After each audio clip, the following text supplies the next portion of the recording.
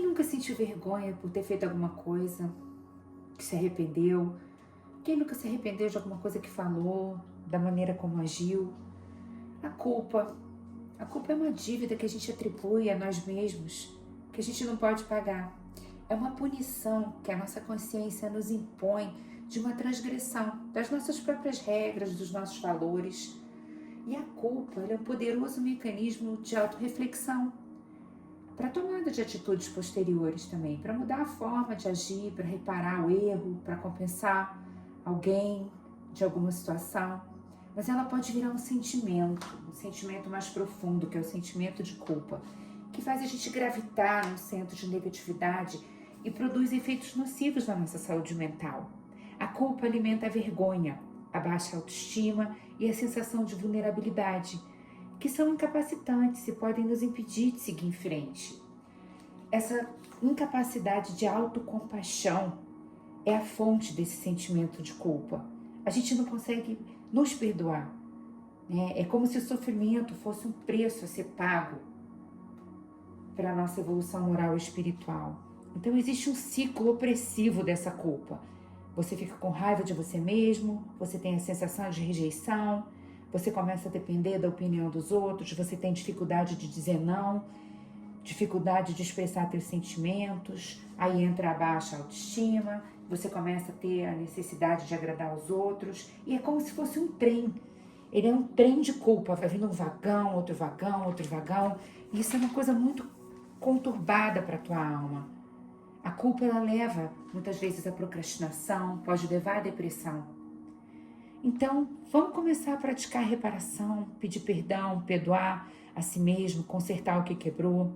Use a culpa como aprendizado, troque a culpa por responsabilidade e pratique a generosidade. A culpa, ela nos aprisiona, ela nos oprime, ela nos afasta de Deus e das pessoas. Clame, como Davi clamou no Salmo 51, no versículo 10, cria em mim um coração puro, ó Deus, e renova em mim um espírito estável. Faça essa oração que tem no versículo 1, nesse Salmo 51, que é maravilhoso. Ele começa o versículo dizendo: tem misericórdia de mim, ó Deus, por teu amor, por tua grande compaixão. Apaga minhas transgressões, lava-me de toda culpa, purifica-me do meu pecado, pois eu mesmo reconheço as minhas transgressões e o meu pecado sempre me persegue. A culpa que sentimos, ela é o resultado de rompermos a relação com Deus, de rompermos relações com os outros e muitas vezes com nós mesmos. Estar em paz com Deus nos permite buscar a paz com o outro, dentro do nosso coração. O perdão oferecido por Deus, ele vai nos capacitar a perdoar os outros. Na oração do Pai Nosso, a gente tem um exemplo maravilhoso que Jesus nos ensinou. Perdoa nossas dívidas, assim como nós perdoamos os nossos devedores. Eu já citei esse autor anteriormente, o Everett Worthington.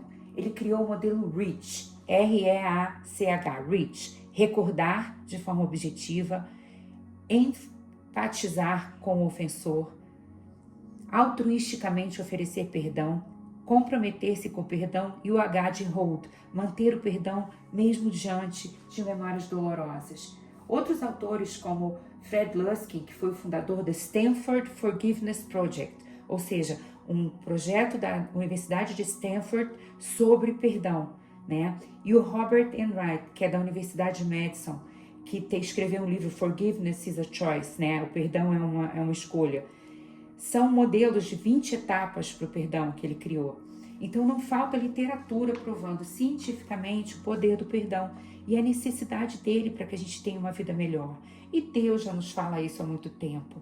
Efésios 4:32, sejam bondosos e compassivos uns para com os outros, perdoando-se mutuamente, assim como Deus os perdoou em Cristo. Em Colossenses 3:13, suportem-se uns aos outros e perdoem as queixas que tiverem uns contra os outros. Perdoem como o Senhor os perdoou.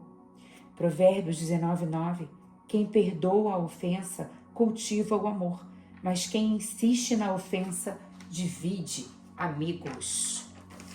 Que poderoso isso, gente. Da gente aprender e entender. No Salmo 103:12, Quanto o Oriente está longe do Ocidente, assim Deus afasta para longe de nós as nossas transgressões. Perdão não é apenas um ato espiritual, mas é uma ferramenta de cura para o corpo, para a mente. Talvez hoje você esteja esperando que o outro mude, que o tempo apague a sua dor, ou que a justiça aconteça primeiro, mas o perdão começa em você. Perdoar não é dizer que o que aconteceu foi certo, é escolher não carregar mais esse peso daquilo que te feriu. É abrir mão da prisão, da mágoa, para viver a liberdade que só Deus pode te dar. E se for você que precisa pedir perdão, a humildade de reconhecer o erro, ela é libertadora. Quem busca paz, colhe cura. Como está lá em Hebreus 12:14, esforcem-se para viver em paz com todos, para serem santos. Sem santidade, ninguém verá ao Senhor. Escolha perdoar. Escolha pedir perdão, resolver as situações. É o caminho da paz com o outro, com você e com Deus. O perdão é poder. É o poder de Deus manifesto em cada um de nós. Que Deus abençoe seu dia. Em nome de Jesus. Amém.